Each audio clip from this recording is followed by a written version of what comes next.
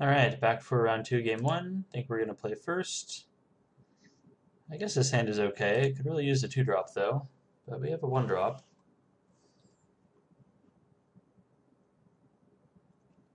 Couple 4-drops is always awkward. Probably just going to lead with Assault Griffin. Alright, so here's hoping we top deck like Wojak Halberdiers? I don't even know what the best one would be. Ah, that's not cool.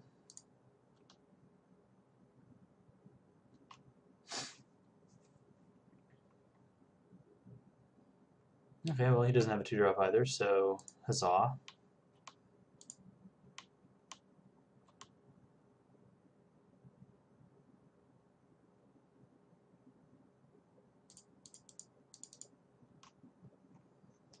Good old Boros Keyrune.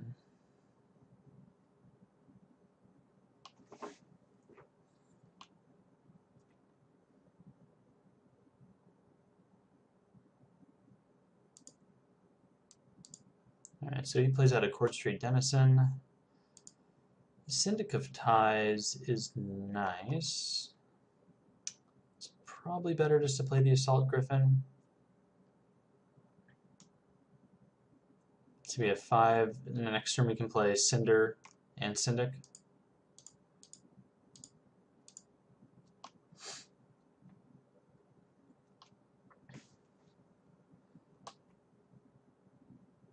Or I guess, you know, Syndic can activate Keyrune and Bash. I mean, we have options.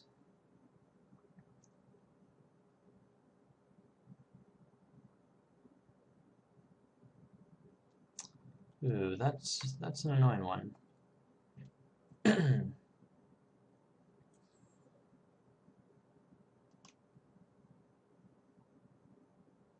Yeah, so we probably want to kill that ASAP. Trying to land there was bad. So I'm just going to bash with the Salt Griffin and then play out Cinder Elemental and Syndic of Ties.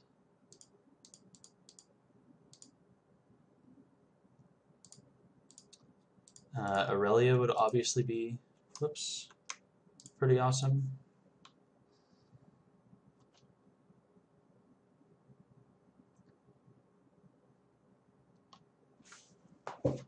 Hopefully it doesn't have removal for the Cinder Elemental.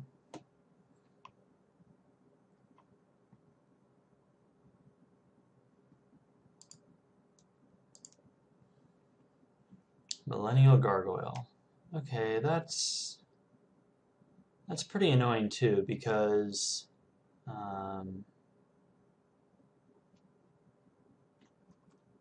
yeah, now we can't even attack with Assault Griffin. It's not great.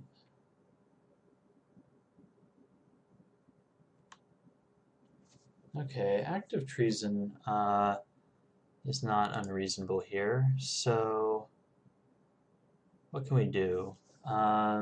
We can Active Treason probably the Millennial Gargoyle at some point, or if we wanted to attack this turn, we would just take the Knight of Obligation, and we could activate the Keyrune and bash with everything. What happens then? He takes Millennial Gargoyle and he trades with the Salt Griffin and probably Court Street Denizen for Cinder Elemental, and he takes 1, 2, 5, 7, 9. That doesn't seem very good. At this point, Cinder Elemental is doing 6 damage just to his face alone. So we could just take the Gargoyle and bash him for 5.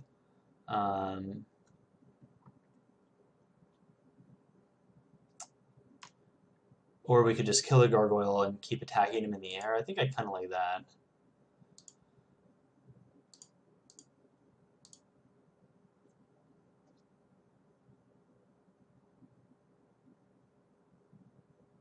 Yeah, we'll kill the Gargoyle. Knight of Obligation could be annoying, but I want to be able to attack with Assault Griffin.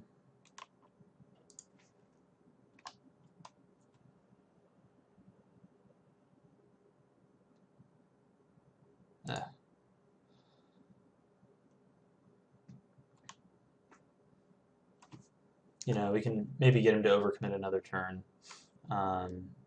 if he only has like one blocker up or so. Assemble the Legion. Wow. Okay, so we need to win quickly.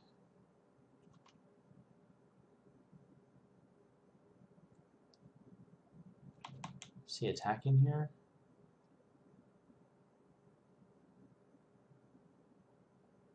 No. Okay. Alright, armored transport is okay. So we need to, I think we need active treason this turn. Just taking the Knight of Obligation, I guess. And then the question is, do we activate Boros Key Rune? We probably do. But then we can't play Armored Transport. Which is probably okay since Armored Transport isn't really getting it anyways. So yeah, we'll just steal the Knight. And we will extort.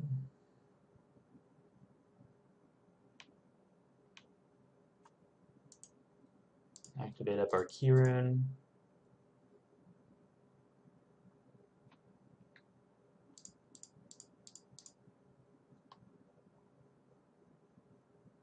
He gets to hit us back for a bunch, but you know, with this card in play, we really have to end the game ASAP.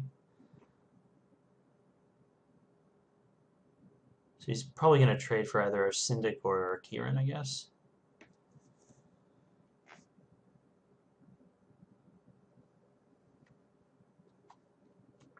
So fingers crossed he doesn't have removal. Because if he has removal for our Griffin, we're pretty dead.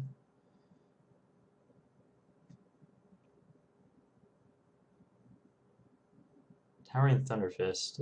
Well, that lets him live another turn.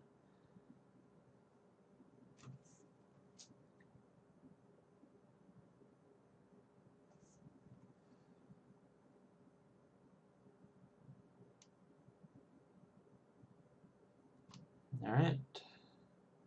I guess he wants to leave back the blocker. Okay, we have Wojak, which I guess is fine, but we're basically just all in on Assault Griffin at this point. Any real reason to animate? Not really, because he can block and block, yeah. So we're just going to attack with the Griffin.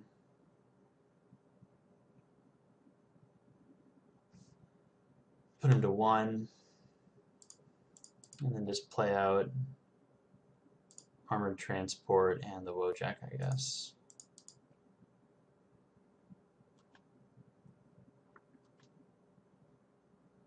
And fingers crossed we don't die this turn.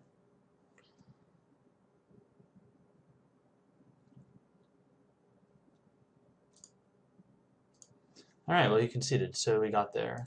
Drawing anything good? Not really. Okay, so he has an enchantment. Shattering Blow does not do anything about that. I think if he plays Assemble Legion, we're kind of just hosed. So that's not great. Although I guess Shattering Blow does kill his Millennial Gargoyle, which could be relevant for us. Boros Key Rune seems kind of bad against him. Shattering Rune, or Shattering Blow really worth putting in just to kill the Gargoyle? I mean, I guess we don't want the Gargoyle trading with either of our flyers. But yeah, Boros Key Rune seems kind of slow and clunky.